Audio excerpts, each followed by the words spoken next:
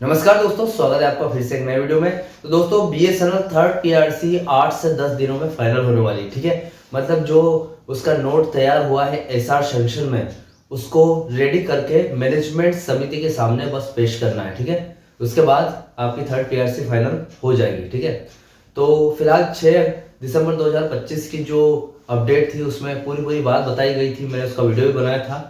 लेकिन यहाँ पर देखिए, अगर थर्ड पीआरसी फाइनल हो रही है और थर्ड पीआरसी में सैलरी है वो कितनी इंक्रीज होगी, उसके पहले एक चीज जानना बहुत जरूरी है कि फिटमेंट फैक्टर क्या रहने वाला है। ठीक है, अब थर्ड पीआरसी फाइनल हो रही है और फिटमेंट फैक्टर ना निकाले ऐसा तो हो ही नहीं सकता। ठीक है, तो फिटमेंट फैक्टर में देखें तो जो कर्मचारी है उनकी शुरू से यानी कि 2017 से ये मांग रही है कि फिटमेंट फैक्टर समथिंग सैलरी का 15% तो बढ़ना ही चाहिए। ठीक है, अब 15% बढ़ना चाहिए तो जस्ट डिमांड है, लेकिन आपको बता दूं फिटमेंट फैक्टर आपका मैक्सिमम 0 से लेके 5% तक रहने वाला है। ठीक है, 0 से लेके 5% तक रहने वाला है, इससे ज्यादा आपका फिटमेंट फैक्टर नहीं रहेगा।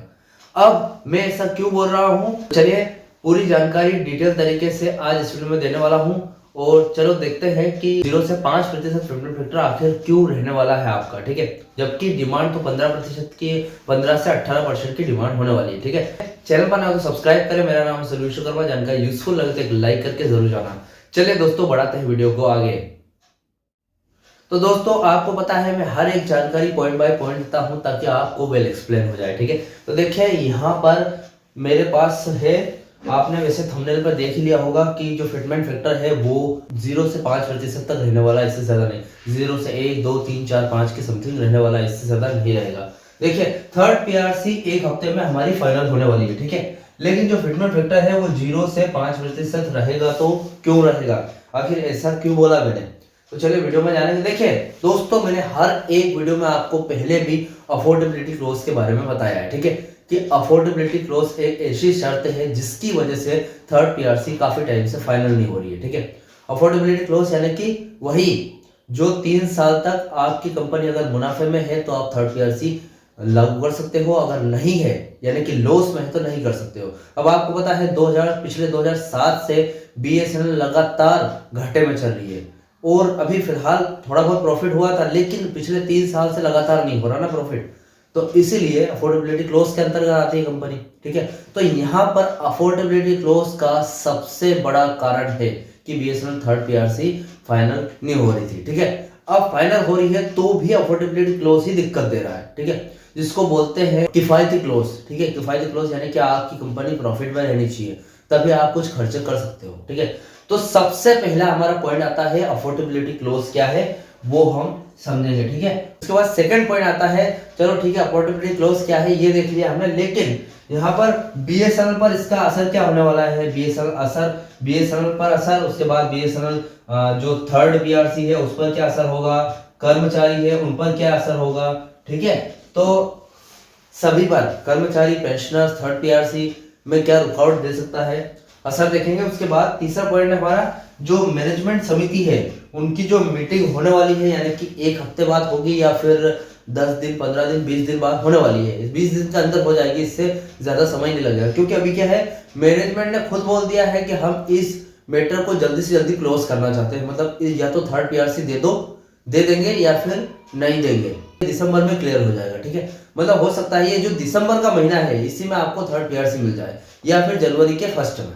ठीक है, तो यहाँ पर मैनेजमेंट समिति की जो मीटिंग है उसमें क्या होगा वो हम आज इस वीडियो में जानेंगे। उसके बाद यहाँ पर चौथा पॉइंट आता है हमारा, अगर अफोर्डेबिलिटी क्लॉज लागू होता है तो यहाँ पर क्या दिक्कतें हो सकती है। ठीक है, मतलब क्या आपकी थर्ड पीआरसी रुक जाएगी या फिर कुछ छूट वगैरह मिलेगी, ऐसा हम चौथा पॉइंट में देखेंगे। ठीक है, पहले पॉइंट को समझते हैं। सबसे पहले देखिए यहाँ पर जो 6 दिसंबर 2025 की अपडेट थी इसमें वेज एग्रीमेंट के बारे में बताया गया था, मैंने वीडियो भी बनाया है इसके पहले। यहाँ पर थर्ड पीआरसी और अफोर्डेबिलिटी क्लॉज का मामला है, इसको समझ लेते हैं पहले। 6 दिसंबर 2025 है, उसकी अपडेट में ये कहा गया है कि जो वेतन समझौते की फाइल है वो प्रबंधन समिति यानी कि मैनेजमेंट कमेटी की बैठक में अनुमोदन यानी कि अप्रूवल के लिए सही दिशा में आगे बढ़ रही है। ठीक है, और यह बैठक अगले सप्ताह होने की संभावना है, ये 6 दिसंबर की अपडेट में कहा गया है। ठीक है, लेकिन अफोर्डेबिलिटी क्लॉज का क्या हुआ इसे समझते हैं। देखिए अफोर्डेबिलिटी क्लॉज शर्त थी थर्ड पीआरसी इसी के लिए लागू नहीं हो रही थी, ठीक है। अफोर्डेबिलिटी जो क्लोज है वो आ रहा था बीच में, किफायती क्लोज। अब यहाँ पर बात आती है कि 6 दिसंबर को तो हमें ये बताया गया कि फाइल आगे बढ़ गई है और फाइल सैंक्शन होने के बाद, उसका नोट तैयार होने के बाद कमेटी के सामने चली जाएगी। तो यहाँ पर बात यही आती है कि जब वो शर्त बीच में थी, अफोर्डेबिलिटी क्लोज आ रहा था, उसका क्या हुआ, क्या उसमें कुछ छूट दी गई है या उसको क्लोज कर दिया गया, मतलब बंद कर दिया गया है, उसको हटा दिया गया है, क्या हुआ क्या है, ये देखते हैं, ठीक है। देखिए पहले देख लेते हैं, पहला पॉइंट हमारा है अफोर्डेबिलिटी क्लोज क्या है वो देखते हैं। स्थानीय भाषा में अगर देखें, मतलब जो लोकल भाषा में समझे, अफोर्डेबिलिटी क्लोज का सीधा सा मतलब ये है कि बीएसएनएल के पास कर्मचारियों को बढ़ी हुई सैलरी देने के लिए पैसा है या नहीं, ठीक है। इसका मतलब ये है, सीधा सा मतलब है कि जो कि बीएसएनएल कर्मचारी है उनके पास बढ़ी हुई सैलरी, अगर सैलरी में बढ़ोतरी होगी तो बीएसएनएल के पास है कि नहीं इतना पैसा कि वो उनको दे दे कर्मचारियों को। शर्त ये है कि पीआरसी यानी कि वेतन संशोधन की सिफारिशें केवल उन्हीं सेंट्रल पब्लिक सेक्टर एंटरप्राइजेस यानी कि सीपीएसईएस पर लागू होनी थी जिन्होंने पिछले 3 वित्तीय वर्षों से लगातार मुनाफा कमाया हो या जिनके पास अपने संसाधनों यानी कि ओनर रिसोर्सेस से वेतन वृद्धि को वहन करने की क्षमता यानी कि अफोर्डेबिलिटी हो, ठीक है। मतलब उनके पास इतनी क्षमता होनी चाहिए कि वो खर्चे उठा सके। अगर क्षमता नहीं है और फिर भी वो खर्चे उठाएंगे तो ऐसे में कंपनी डूब जाएगी, ठीक है। कंपनी को कोई प्रॉफिट नहीं हो रहा है और कंपनी हद से ज्यादा खर्चे करेगी तो क्या होगा, डूबेगी सही, ठीक है। आपके पास, चलो ठीक है, आपके पास 50 रुपए है और आपने 1000 रुपए का सामान ले लिया, तो क्या करोगे, 50 रुपए है और आप 950 रुपए किसी अदर से उधार लोगे, ठीक है। अब उधार यानी कि कर्जे में हो आप, वो कर्जे में अगर कंपनी चली जाती है तो धीरे धीरे डूब जाती है, तो बीएसएनएल को भी कर्जा लेना पड़ेगा अगर आपको थर्ड पीआरसी फाइनल करे अफोर्डेबिलिटी क्लोज के अनुसार, ठीक है। अब देखिए यहाँ पर सेकंड पॉइंट आता है हमारा कि बीएसएनएल पर इसका असर क्या पड़ेगा वो देख लेते हैं, ठीक है। पहले तो बीएसएनएल की स्थिति क्या है, 6 दिसंबर 2025 के आसपास बीएसएनएल अभी भी वित्तीय संकट यानी कि फाइनेंशियल क्राइसिस से पूरी तरीके से उभर नहीं पाया था और शायद मुनाफे की शर्त को पूरा नहीं कर रहा था, ठीक है। मुनाफे की शर्त पूरी नहीं हुई थी भैया। 6 दिसंबर 2025 को जो फाइल आगे बढ़ने की जो प्रोसेस चल रही है अभी फिलहाल कि आगे बढ़ाई जा रही है, मतलब उसका एक नोट तैयार हो गया है सैंक्शन में, ठीक है, एसआर सैंक्शन में, उसके बाद नोट तैयार होकर वो कमेटी के सामने पेश होने वाली है। लेकिन यहाँ पर अफोर्डेबिलिटी क्लोज की शर्त तो पूरी ही नहीं हुई, ठीक है, पूरी हुई नहीं है अभी। अब क्लोज का मतलब यह है कि इस क्लोज के कारण बीएसएनएल के कर्मचारियों को थर्ड पीआरसी के तहत यानी कि 15% फिटमेंट बेनिफिट शायद नहीं मिल सकता। अगर अफोर्डेबिलिटी क्लोज है, लागू है, अभी भी नहीं हटा है, तो उनको 15% फिटमेंट नहीं मिलेगा, जैसे कि मैंने आपको वीडियो के फर्स्ट में बताया। अफोर्डेबिलिटी क्लोज है तो नहीं मिलेगा 15% फिटमेंट, वही 0 से 5% फिटमेंट तक लागू हो सकता है, ठीक है। अब यहाँ पर हमारा तीसरा पॉइंट आता है, मैनेजमेंट समिति की मीटिंग में आखिर होगा क्या, ठीक है। कल क्या होता है, जैसे 6 दिसंबर 2025 को बताया गया है कि फाइल आगे बढ़ेगी, कमेटी के सामने पेश होगी, क्या होगा, ठीक है। देखिए अपडेट में यह कहा गया है कि सीएमडी बीएसएनएल ने वित्त अनुभाग से उत्पन्न बाधाओं यानी कि ऑब्स्टेकल ऑफ फाइनेंस सेक्शन को दूर करने के लिए उचित कार्यवाही की थी, ठीक है। मतलब यहाँ पर जो सीएमडी है, बीएसएनएल के सीएमडी साहब, उन्होंने कारपोरेट कार्यालय में पहले से ही कुछ कार्यवाही वगैरह की है ताकि उससे क्या है कि जो भी बीच में बाधा आ रही है, बीच में दिक्कत आ रही है, उसको हटा दिया गया है, ठीक है। अब अफोर्डेबिलिटी क्लोज का क्या संबंध है उससे, ये बाधाएं लगभग निश्चित रूप से अफोर्डेबिलिटी क्लोज से जुड़ी हुई थी। वित्त अनुभाग को यह सवाल उठाना था कि क्या बीएसएनएल क्लोज की शर्तों को पूरा करता है या नहीं। मतलब देखिए बीएसएनएल का जो वित्त अनुभाग है, जहां पर वित्तीय संकट मतलब उनको पता चलता है कंपनी कितने फायदे में है या फिर कितने नुकसान में, उनको ये सवाल तो उस टाइम उठाना था कि अफोर्डेबिलिटी क्लोज की जो शर्त है वो बीएसएनएल ने पूरी करी है या नहीं, ठीक है। उसी से रिलेटेड था कारपोरेट में इशू, कारपोरेट कार्यालय में, और उसी को सीएमडी साहब ने यहाँ पर कार्यवाही करके प्रॉब्लम सॉल्व की है, ठीक है। अब देखिए क्योंकि सीएमडी ने कार्यवाही की है और फाइल अब एसआर अनुभाग यानी कि एसआर सेक्शन द्वारा प्रबंध समिति की बैठक के लिए तैयार की जा रही है। चूंकि सीएमडी ने कार्यवाही की है और फाइल अब एसआर अनुभाग यानी कि एसआर सेक्शन द्वारा प्रबंधन समिति यानी कि मैनेजमेंट जो कमेटी है की बैठक के लिए तैयार की जा रही है।